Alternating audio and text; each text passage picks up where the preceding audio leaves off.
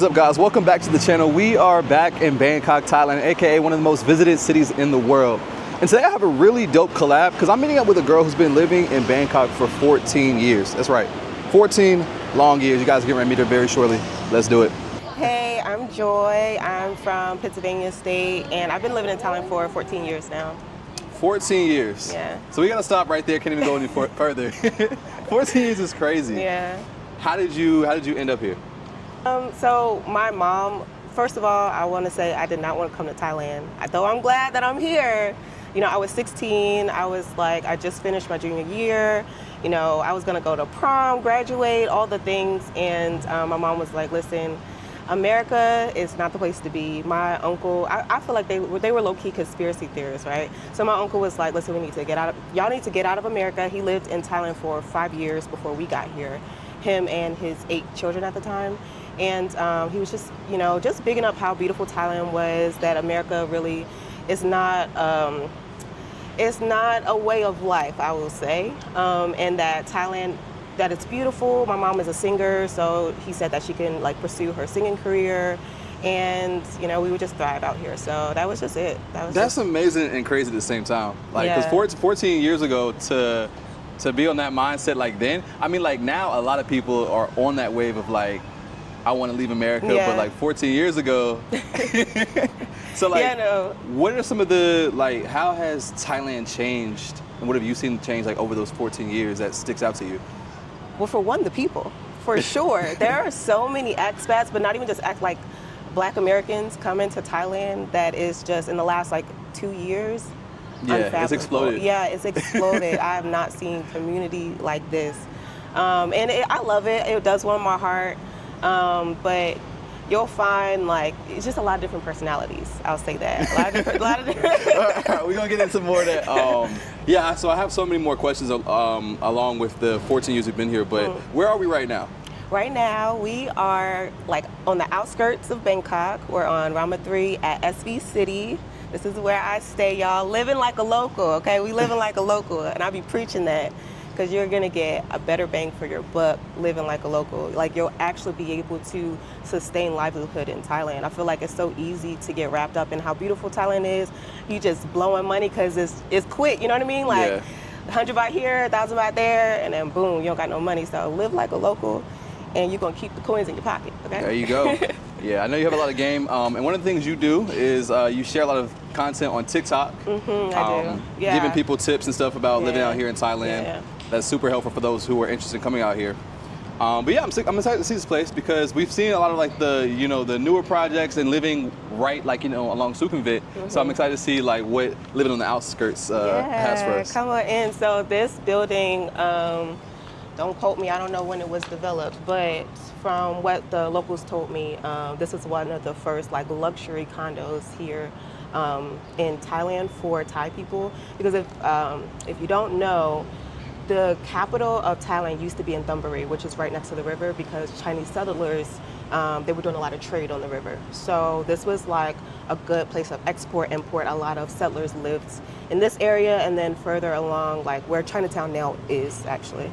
Wow. And so as they were developing and branching out, Western civilization came about, Ceylon was developed, Sukhumvit was developed, and this side of town was more so like for Thai luxury. So, okay. Yeah, you'll see a lot of things here that you probably wouldn't see in other condos. However, it is now closed because it's an older building. They just was like, we're not keeping this up. There's luxury on the out. There's luxury out there. Yeah. So that's cool though. Yeah.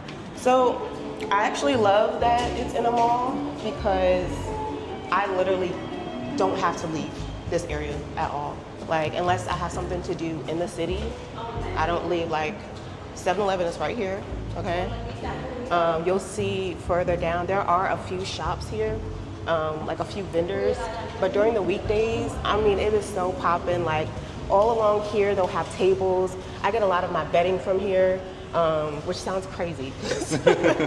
Sounds crazy, but I get a whole bed set, like a comforter, sheets, all the things for 750 baht. Wow. Yeah, so like, these are definitely the places to shop. Even I posted a video about a Thai local market. It was just down the street from my house. Oh wow, okay. Yeah, and like I was getting things for 10 baht, 20 baht, getting shoes for 100 baht. Like, yeah. That's my vibe. I know like people come out here, they want to spin a bag. I don't know, but that's what I like. So yeah, you'll see like some of these clothes, like you can see this 60 baht, 100 baht. I'm seeing pajamas and stuff for 100 baht. The popular tourist kind of pants. Yeah, the whole pajama set for 120. I come over here to get my nails. Y'all want to see $30 nails? You want to see them? I also go to, I'll shout out, there's a place in Big C. It's called Nail Ramapur. I'll shout them out because they do really good nails as well. Go to the Outskirts, yes, but also inside of like Big C, Tesco, Lotus, inside of those grocery stores, they have like different kiosks, different booths. Yeah. Go there to get your nails done as well. Don't go to those salon style or in malls like MBK, or they're gonna charge you up the wazoo, you know. How have you seen costs change over the 14 years? Has it been pretty drastic, or do you think that the cost of living here has stayed pretty consistent? No, it's definitely gone up. And I'll say drastically, like in the last 3 years, I've only been able to see like a huge change recently, like within the last year or two. But like even going to the local markets, like the food markets, my favorite one is Bangkok Market. Getting a whole fish for like 100 baht is just insane when I used to get it for 40 baht. Oh, wow. Yeah. Getting tomatoes, getting a kilo of tomatoes, I used to get for 20 baht in the market, and now I'm getting it for 80 baht. Like it's doubled, and I'm like, y'all running me out of business. I can't stay no more. So this is where I get my nails done, and super affordable. They also do lashes.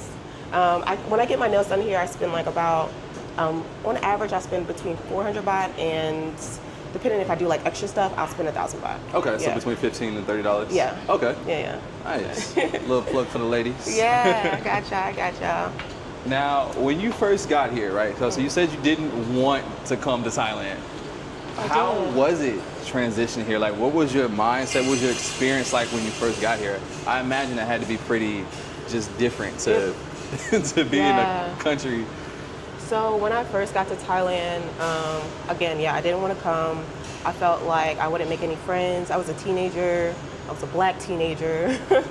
And it just didn't seem appealing. I didn't care about palm trees, and I didn't care about all the things that I do now as an adult. So the transition was hard the first year, I will say. It was really difficult. I was hanging out. I didn't really get along with like people my age, I would say. But I had a Thai aunt. So me and my sister, we got like adopted per se by this Thai woman and her family. And she ended up giving us a place out on the outskirts of Pattaya. So we lived super, super far. Wow. That's how we really got acclimated into like Thai culture. I'm so thankful for that experience because that's how I was able to like learn Thai a bit and like just see like how Thai people really, really live. But that they're so free, they're so welcoming, warming. I would say more so in general, but more so then than now. I think maybe they just see a lot of tourists and they're just overwhelmed. But back then it was just nothing but love and warmth. They always had some type of like Thai. Have you ever been to a Thai party? Like a real Thai party, y'all, they go crazy. They go crazy. Even like the kids, there's always some sort of carnival, and they be popping that stuff up in like a day. Like, It's crazy. Thai people work so quick. Thai people work. I love it. I love them, okay? I love them. Now, the working quick part is facts because I left for like 2 weeks and came back. It was like new stores in my neighborhood built up. I was like, how did y'all finish this quickly? And it's sturdy, too. You would think, like, it's... Yeah, no. So, but back to my point about just how I felt when I first moved here. I did feel alone initially. There weren't any other kids like me, and I just kind of had to like force myself to just enjoy it because I had no other choice. Like, so when we moved out to Nha Jom Tien, we were like taking the bot buses, we were getting to know like our neighbors, going to the carnivals and things like that. And then my mom got a job on Walking Street actually. So she's a singer, a jazz singer. And then my uncle, he had a club, he owned a club on Walking Street. So I was always on Walking Street, y'all, at 16. I was always on Walking Street, and that was so crazy. But because like my build was pretty much how it is right now, so people thought I was much older. My sister as well. So the Thai girls, we were we were friends with a lot of the working girls and no, but they have like some real stories. Like they are real people with some real stories, and you won't even imagine like the things that they've been through or why they're even working, or like typically it's because like their families are sending them out to the city. I mean, y'all could put two and two together. But I say all that to say that it was difficult at first. I definitely felt alone, but Thai people were really welcoming, and eventually I just got acclimated into the culture. Then I moved to Bangkok when I went to university, and it was up from there. I was like, wow. Yeah. How was studying in university out here, and what did you study? So I studied a lot of different things because I did not know what I wanted to do. First did business, English, and then I did music performance, and then I did music business. Yeah. Wow. Yeah. It was a lot, but I feel as though I did it more so not because I wanted the degree, but I just wanted the experience. And it wasn't what I thought it would be like, because I went to a Catholic school and I had to wear uniforms. And like when you're in college, you kind of, like the things you see on TV, like in the movies, you think you got to like be in a sorority or something, or it was not a HBCU, y'all. It was a good school, but just not what I thought it would be like. Yeah. And then again, there were no other students like me. So there were Black students, African students, but there were no Black Americans. And it was hard for me to relate interracially, but interculturally as well. And yeah. Do you feel like with spending a significant part of your life here, do you feel like you missed out on experiences? No, for sure. Yeah. Yeah, for sure. Fortunately, my junior year, I was able to go to both junior and senior prom, but I would have liked to go to my own senior prom. I definitely would have joined the sorority, I believe, if I went to university in America. I didn't get to do a lot of the, what's the thing y'all do in Miami, spring break or something? Yeah. Spring break, yeah. Yeah, I didn't get to do, I feel like there are a lot of different things that you see and want to participate in or experience that I didn't get to experience. But I do believe that my experiences here shaped who I am today. Just like I've adopted some of the Thai customs and attributes. And I don't know if that's good or bad, but I'm very non-confrontational. There's never a problem. It really never is a problem. And I love that about Thai people, but I do find it within myself. Sometimes people are gonna try you no matter who they are. Thai people will try you too, y'all. If the foreigners coming, they're gonna try you. And because I've been around Thai people for so long, everything is just, there's no problems. It's relaxed, it's free, it's sabai. And that's how I am throughout my life, good or bad. And I am thankful for that, but I'm also realizing with so many different personalities coming, so many new people, me wanting to travel the world, I have to get out of, I don't want to say grow up, but I have to expand who I am. I love living on the outskirts. For one, it keeps me out of the mix too much. You know what I mean? When you live in the city, it's so easy to just, it's 30 baht to get here, or you know what I mean? 50 baht to get there. Me, I think twice. I'm is it really worth traveling 20 minutes to get into the city? You know what I mean? Okay, yeah. Anyway, here is the garden. You do have to work out a bit to get to everything. It's just steps. Getting our steps in. Yeah. This is an inside view of this condo complex. Yeah. But I love it. So this is another reason why I wanted to move here. I kid you not, I was on the verge of leaving Thailand before I found this place.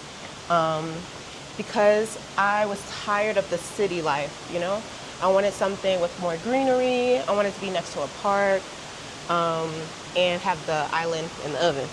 So I was gonna move to Malaysia because I felt like I could get that there. Ovens are standard, and they have this beautiful KLCC park. But this was the country club, y'all, I was telling you about. It's closed now. I've been trying to get them to open this up and renovate it because it would be so nice. Yeah. They have so much, badminton. They have like the pool table and it's like the gaming room. They have a gym. And like the photos I saw, the gym was just so beautiful. So now it's not open at all? It's not open at all. Wow. It's not open at all. I don't know why, or maybe they just like Thai people just decided, it was luxury, but it's not no more. So they they bounced it off. But yeah, look, they even had a little fish tank. Like, wow. Open it up, please. But yeah, so that's the pool. This is also really cute. It's like a little chess, and then they have the pieces in here. It's like checkers. Really? Oh, so okay. Yeah, checkers chess. That's cool. My water view. Is that a cruise ship? Yeah. So yeah, they do a lot of, like I was saying, a lot of trade and a lot of like import-export along the river, still to this day. But this is more the industrial side of the river. Whereas going further down, that's where you'll see like Asiatique and Siam and most of like those hotels. And then this is like a little track, so you can go around. I see a lot of people, like a lot of the older Thai people walking around, getting their exercise. Okay. Yeah. Cool. Because we don't have. Oh yeah, so I'm seeing. Okay, you got a basketball court. And then also, it's connected to a hotel. I forget, it's called Riverfront, I think. I don't know if you saw it, yeah. Yeah, it's in the sign. Yeah, so it's connected to a hotel. So we actually get breakfast. We get breakfast every day. I don't be going, but. Oh, you get breakfast for free? Mm-hmm. Oh, wow. It's included. A little playground right here. Yeah. I can tell, like, maybe 20 years ago, this place was popping. Yeah, like, I would have loved to see it in its prime. Yeah. That would be super cool. Oh yeah, I gotta show the basketball court. These are pretty newer basketball hoops too. Like these aren't that old. Oh yeah? Yeah, I can tell by like the backboard and stuff. Like this is not that old because it's in really good condition. Mm. That's cool, but they have like literally a full court here. Yeah. And then a little soccer over there. This actually used to be a tennis court. I don't know why they changed it to. Oh wow. Football, but yeah, because that was one of the reasons why I wanted to move here too, is because I could play tennis. See, I mean, sometimes like I don't want to say it was my agent, but sometimes they'll get you. I thought there was going to be a tennis court. I thought there was going to be a gym. There was 50 years ago. Yeah, like I thought it was going to be all these things. So do your research on everything. You got to double check everything. Real quick, you're traveling or living abroad, one thing that's super important to have is travel insurance. I personally use Safety Wing. They have two plans. One is the Essential, which is great for shorter trips. It covers the basics, like getting sick, unexpected injuries, hospital visits, and travel emergencies. But if you're out here long term, as I know a lot of you plan to be, you're gonna wanna have their Complete Plan. With the Complete Plan, you can choose any doctor you want, public or private. You can get checkups, screenings, mental health support, and even serious stuff like cancer treatment. It covers therapy, vaccines, maternity care, emergency evacuations, all of it. Plus, it's got your back with travel stuff too. Like say your luggage disappears, or your accommodation gets canceled, or even you lose your passport. It works in over 170 countries, so if you're bouncing between places like a few months in Thailand or a few months in Bali, it's got you covered. So yeah, if you're trying to travel smart, then scan the QR code on the screen, or click the link in the description and let them know I sent you. Anyway, back to the video. So though I live in an older building, my place is renovated. Renovated, okay. I was like, I can tell it's renovated. Yeah. So this is my room. I do have a 2-bedroom, 1-bathroom. I use the second room more so like storage, like linen closet, because this place didn't come with a lot of storage. Okay. So I did have to buy a couple of things, like that bookshelf over there in the living room.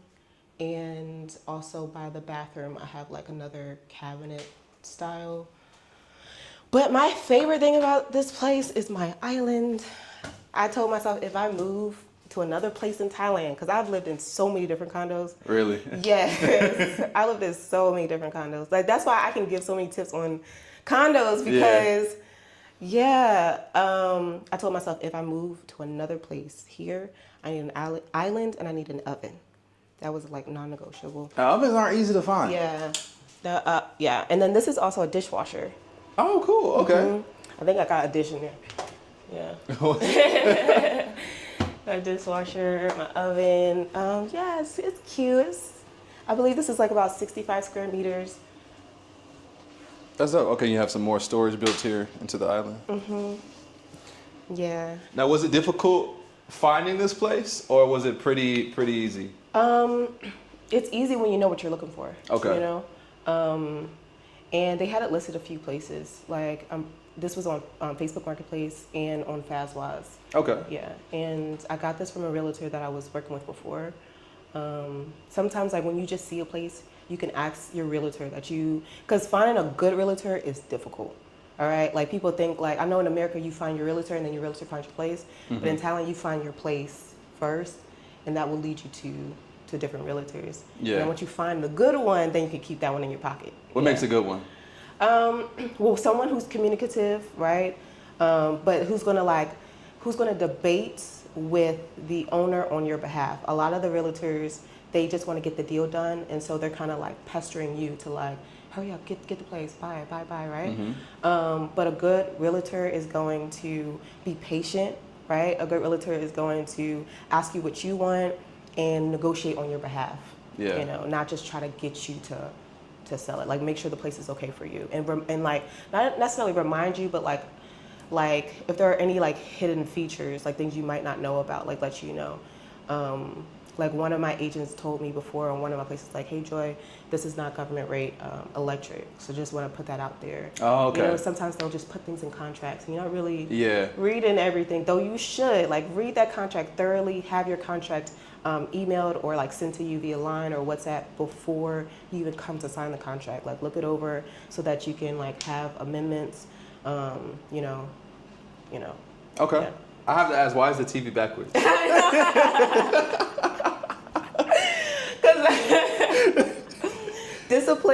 Discipline. I don't watch TV. I don't want to watch. You see, I got my little PlayStation too.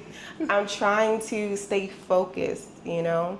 And I feel like it's so easy to like, after a long day or, you know, whatever, have you wake up and you just come to the sofa and you just want to turn the TV on and you kind of get lost in it. Yeah, so I'm just like, I need to stay focused. So even like my laptop is kind of like, my laptop is, so here, yeah, you can just, quick little pan, ain't nothing special.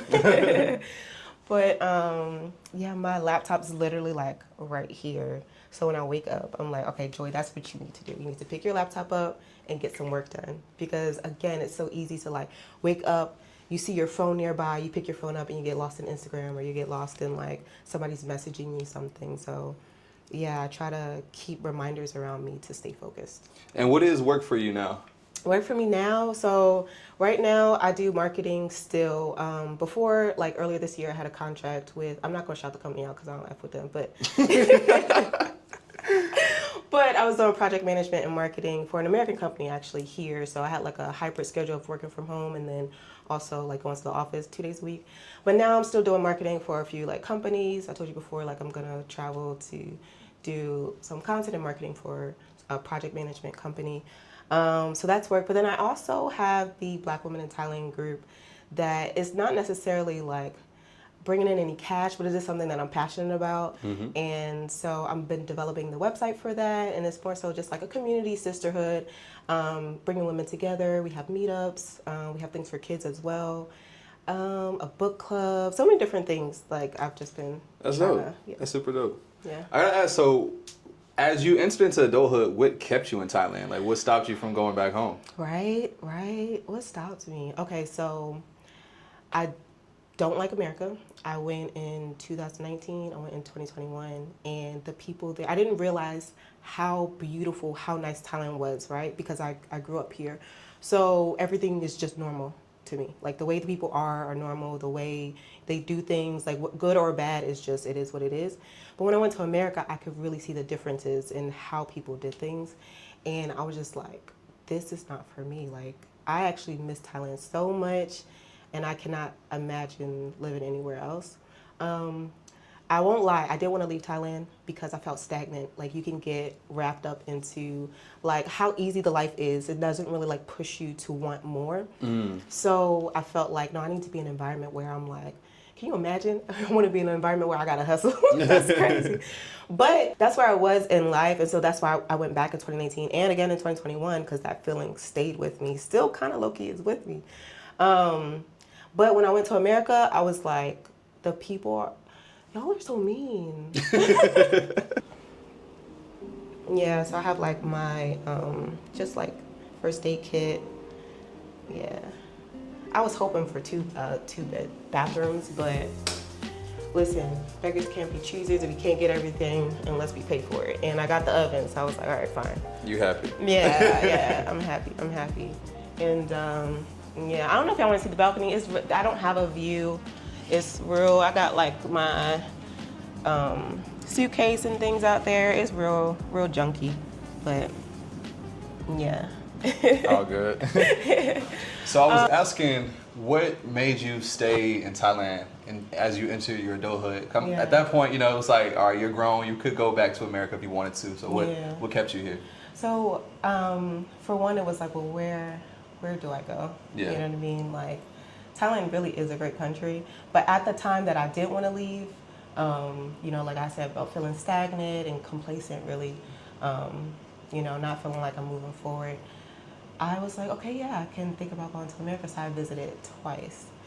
And I just felt like the environment was really hostile. I don't know, it's like it's a really fast-paced life, and it's not what I'm used to. So I just knew like I wouldn't do well there because I feel like I'm too relaxed, too reserved.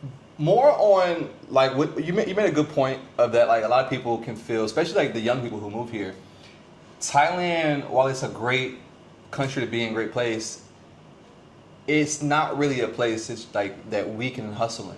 Mm-hmm. Because one, obviously Thailand like keeps most of its jobs for Thai people. Yeah. So outside of like if you open up a business or something like that, there isn't really a whole lot of opportunity like in the job space. Mm-hmm. And most people's mindset when they come here is like that, you know, people want to live a more like relaxed lifestyle. But if you're young and you know you have ambition, it's gonna be difficult. Yeah. So, like, how have I been able to? Yeah.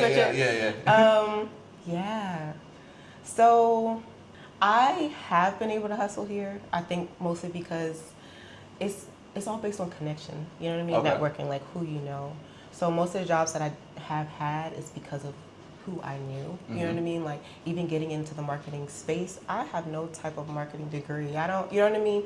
It's all like self-taught. But it's just like knowing the right people and then giving you that opportunity, right? And so that's how I've been able to hustle here. But also I would say like when you're in college, like that kind of hustler mindset just comes out of you naturally because like, you know, you're trying to like make a way for yourself. You don't want to like, granted my mom, she paid for my school, she gave me money during the week, but there were other things I wanted to do. So I had to figure out like, how am I going to get some money? So there were some things like, for example, we started to do house parties. Okay. Yeah, we started to do house. We started to do house parties because right next to we lived. I wanted to take you there, but like there's like an area where there's about like 3 or 4 universities. The university I went to was a little further, but we had 2 campuses. So I stayed on the campus where everything was popping off. So, and it's very local. I'll just say that. It's very, yeah, it's very local. So this is local, but that is very local. Okay. Yeah. Okay. And, but we had the best of times. And these parties was like, it was mainly like Thai people? Thai people, like European, it was everybody. Yeah. Okay. Yeah, it was everybody. Because again, all the campuses are there. You know what I mean? Like all the different schools. So there's Ramkapeng University, there's Womack University, Stanford University, and I think those 3. One more, I forget the name, some long name. Okay. But so there we had these like houses that we called dorm rooms, but they weren't actually dorms. They were just like townhomes, and it was right across the street from Stanford University. So we actually rented out one of those houses, and then we would have house parties. Yeah, and because we were hosting these house parties, then clubs, we would say like, okay, we know how to throw a party. Mm-hmm. So hey, you know, White Line or White Ball or there was another club, Damas. We also worked at Velvet. We would just throw parties or events at clubs. Wow. Okay. Yeah, and then the clubs would give us commission, and so and at this time I was in a relationship, so it was kind of like. He would get the girls to come out, I would get the guys to come out. Wow. Yeah, and that was a good time. We would get like 100 baht per everyone that came in, and then we would get 10% off the bottles. Wow. So yeah, we made a lot of money. We made a lot of money, and then he actually ended up branching off. Now he's an MC, and then I got into the marketing space. Wow. But yeah, it was a real easy way for us to make money. I also ended up dancing like hip hop, y'all. So just to be clear. Yeah. Hip hop dancing, mind you, right? Because I was the only Black American, you know, here in Thailand, at least my age. Everyone else, they were a lot older. You know, they were either retired vets or they were like in the singing space, the music industry. And so I actually got put on a lot to do, like, I used to dance for, what's that one place? They would have events. It's in, I don't know if it's like Movenpick or something. I don't know, it's like this really nice hotel in Pattaya. And I also used to dance for a few clubs on Walker Street, like even Lucifer's. I danced at Lucifer's. Oh, wow. Yeah. Danced at Lucifer's. I even helped the girls like choreograph like their moves. And when DJ Jazzy Jeff came, I danced. And then there was also like this big concert called Zoom. I danced there. Wow. So yeah, so I was able to make money like that. Yeah, so I did hip hop dancing. Then I also did modeling. I did a few like TV commercials. Wow. What else? I've done real estate. So I've worked for a real estate agency, and I had to get certified. So I have my certification with the TREBA, which is the Thailand Real Estate and Brokerage Association. Okay. Yeah. So I did that. I've done a few different things, but it's like when you come to Thailand, I think people think it's supposed to like happen automatically. Like they get here, they only have but so many, you know, months on their visa, and they want things to happen within a year. Like I've only been able to do all those things because I've been here for 14 years. You know what I mean? So it's taken time to like know the right people or be in the right spaces and like now, yeah, I can. They're like, okay, well, it makes sense to have a Black woman dancing hip hop, you know, 10 years ago or like, you know what I mean? You know what I mean? So naturally it was like, hey, Joy, a Black girl, like come over here and dance, you know, which sounds crazy. It does when you say it like that. Sounds crazy. But opportunity, you know what I mean? And then even to like teach choreography, like, cause I used to be a part of a hip hop team in Pennsylvania when I was in America. Oh wow. Yeah. Okay. So yeah, it just made sense. And also my uncle, he was well known in Pattaya. He owned the club, like I said. So yeah, it was just easy. And then also because all of the other guys, the American men who lived there and the vets and whatnot, and they were just there doing a lot of things that they still doing today. But they all looked at me like their little sister, you know what I mean? Because I was a kid, and I was a kid on Walker Street, and they were like, oh, they need to protect me. So they also gave me opportunities, like, oh, I know, you know, Joy, she knows how to do this, that, and the third, you know, or teach her how to do this, and you know, so yeah.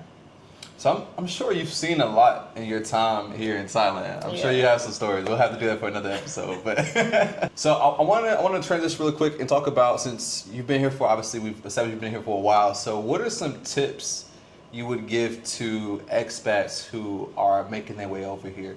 And the tips can be in any category, whether it's visa, how to carry themselves, things they should know about Thai culture, finding a condo, any tips that you just think are must-knows?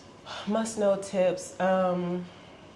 So for one, I would say like to focus on like your visa first when trying to come to Thailand. Like obviously you need a place to stay and you want to find community and all those things are great, but like your visa is the most important thing. I see so many people get caught up in that. And like, so my mom, we have a charity called IDC Care. And so we work with Immigration Detention Center. And so we help like get Black and brown people out of IDC. And a lot of it is due to, so some of them are asylum seekers, you know, they come here because there's a lot going on in their country, but a lot of them are also those who just really didn't think the visa was that serious. Thai people will lock you up, okay? They will lock you up. And like, unfortunately, there are some agencies that will scam you. So a lot of them who are in there, like even Americans, I see Americans in there. I see a lot of South Africans in there as well. And so what some agencies will do is they know that it's difficult for you to get the visa. They'll say like they'll get the documents for you. You just have to pay a certain amount, and it's typically really, really high. You give your down payment, and then they end up like not getting you the visa. They'll say, okay, well, we need this document, so it costs a little bit more money. If you don't give me the money, you don't get your visa. So, okay. Yeah. So I would be wary of that. Like, you don't always need an agency to do your visa. It's really an easy process. If you have visa exempt or visa on arrival, come on your tourist visa and get on an ED. Get on an ED visa for the year, so then you can actually see if you like the country and you want to stay here long term, and then you can worry about, what to do next. So just visas, really research your visas first and be careful about what agency you go through.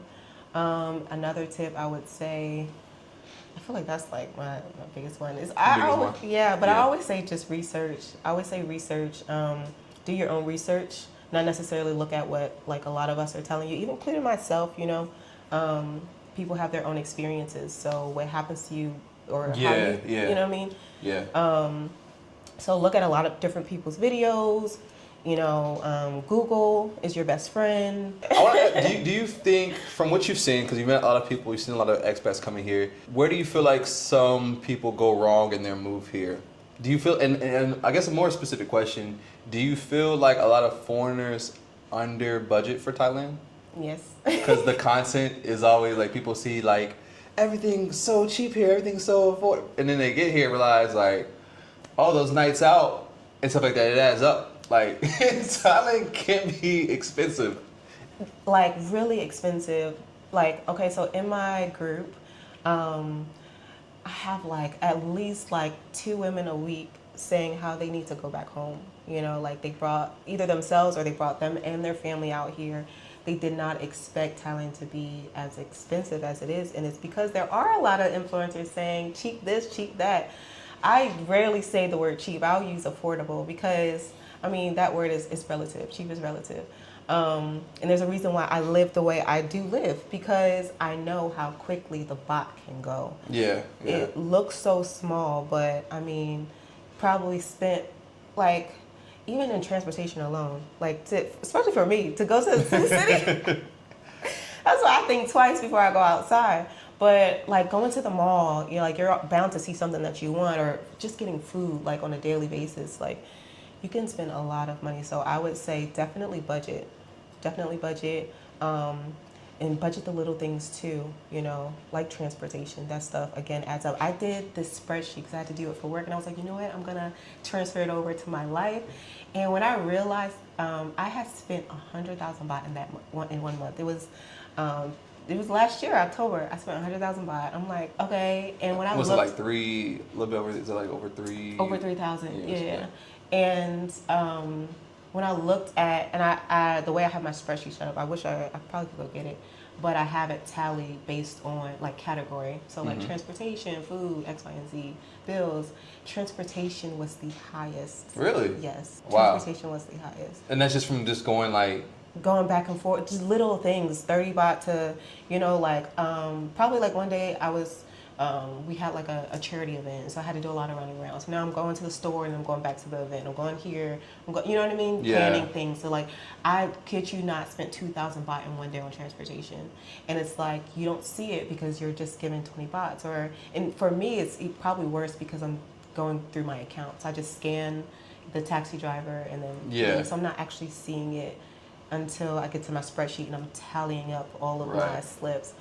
So yeah, I would say you definitely need to budget when you get to Thailand. Tell yourself like, I'm not going to spend over this amount, and then allocate what, how much this goes to, how much that goes to.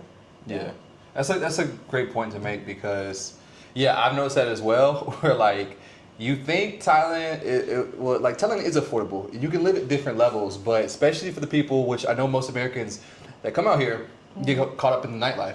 Yes. Nightlife adds up quickly. Yes. Like, you just think to yourself, oh, 200 baht drink, 300 baht drink. Well, it's like, that's $7, that's $10, that's $15. Like, so, you're spending the baht just thinking like it's monopoly money, and before you know it, you've spent $200 or $300 in a night going out. So it's funny that you say Monopoly money because that's literally what it looks like. All the different colors. Yeah, that is hilarious. Yeah, y'all, be careful. You be careful. You can run out of money, and what you don't want to do is run out of money and not be able to do your visa. Yeah, you're really in jail. Yeah, but definitely handle the visa thing too, because people get excited, rush out here, don't have that handle, and then I personally know people who've gotten locked up and got sent back. So don't play about your visa. Yeah. The last thing I'll ask you is related to like any scams people should watch out for. Scams. Yeah. So many scams, y'all.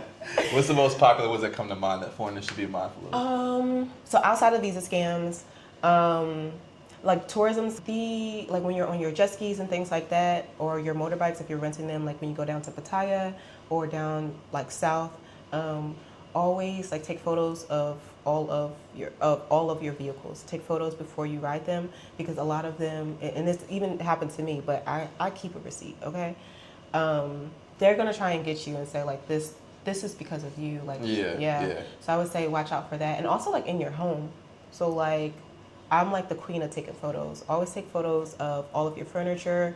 Take photos of like even like on your chair, if there's like a scuff mark or anything like that, take photos of it, so that your agent doesn't try to penalize you later on down the line when you want to get your deposit back. Because some owners, they're tight-gripped on that deposit. Yeah. They don't want to hand it back. Yeah. So it's actually illegal for a taxi to not put their meter on, but a lot of them like to try and, ask you to, especially out near Khao San or like when you're drinking on Soy 11, like they try to get you, and y'all be paying it. I'll be so mad sometimes.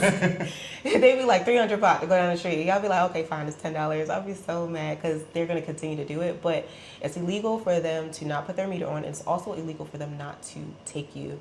Like if you wave them down, they stop. They're actually like they're legally supposed to allow you in the taxi and drive you off. Yeah. Okay. Yeah. So I would say that. And then also, I mean, just in general, like they're gonna try and say like, okay, this thing is 500 baht. The other day, I went and got a dress at a market, and she was telling me that it was 500 baht. It was a cover up, a bathing suit cover up, and I was down in Phuket, and I was like, I'm not paying that. And so she's telling sometimes people don't know I can speak Thai, and I can understand a lot more than I can speak. And so she's talking to the woman like, oh, how much should we tell her? Like, how much can we get this from? And so she's telling her, okay, just go down 50 baht. I'm like, okay, she's like, okay, I'll give it to you for 450 baht. I'm like, this dress, I seen this exact one. I always just claim Chinatown. It don't be from Chinatown sometimes. I just feel like, this is it, Chinatown, okay? And then she's like, okay, well, how much do you want for it? So now you have to kind of go under the price because we're going to be in the middle, you know what I'm saying? Yeah.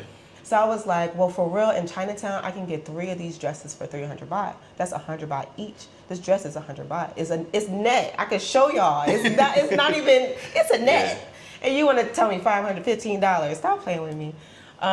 So, yeah, sometimes, like, you have to, you have to negotiate with them because they will try to get you. Yeah. And I ended up getting the dress for 200 baht. There you go. You see? Yeah, and she mentioned MBK.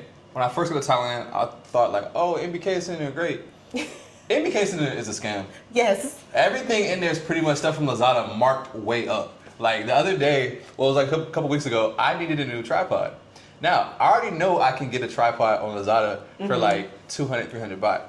But I needed one like immediately or like within the next couple of days. So I was like, I don't know if it would get to me in time. So I went to MBK thinking maybe I'll find a deal. And I was like, I would see a tripod, they'd be like, oh, 1,500 baht. 1,500? Yeah. Are you smoking? Like, no. So then after that, I started like specifically, I opened up Lazada, I was like, do you have this one? So they know that I know how much a tripod costs. I was like, I'm not a sucker. Yeah. How much they give it to you for? Well, so the dude knew that like I know I can get a real good deal, but they don't want to really do business with people who know who's up on game. So they just like, oh, we can't even go any lower. Like they just rather settle someone who is just like gullible. Yeah, they think it's a deal. So I ended up ordering Lazada and it got to me in time. But yeah, if y'all live here, most things you can get from like Lazada, and that's when you're paying like what it should actually cost. A lot of stuff on the street is just Have you been marked up. Have you been to Fortune Town? That's why I was just at. Okay. Yeah, because they're more reasonably priced than MBK, and you can get like a lot of gadgets. Yeah. Fortune Town is good. Yeah. This has been super dope though. I feel like you have so much insight. I could ask you a lot more questions, but she makes content as I mentioned. So shout yourself out. Where can they find you at? So you can find me on TikTok at Lovejoy Marie, and you can also find me on YouTube. I started to do a little bit on there. Lovejoy Marie TV. Where I do a lot of like, I need to get you on. So I have like hot topic interviews where we're gonna, I see that. Yeah. we eat. Shout out to Jerk BKK. We have some really good Jamaican jerk wings here. Yeah. And also I do like brown table talk where I have like guest speakers come on and we just talk a lot about stuff. Yeah. So definitely check me out on YouTube and also on TikTok. Actually, I have 2 YouTubes. I have Lovejoy Marie and then Lovejoy Marie TV. But we're working on the first one. Okay. Once again, thank you so much for the tour. Get the exclusive tour here in Ramen 3 area. Yeah. Like I said, guys, be sure to go support her content. Check her out, subscribe. Her information will be in the description. And also don't forget to like and subscribe on this channel. Anyway, see you guys next time. Peace.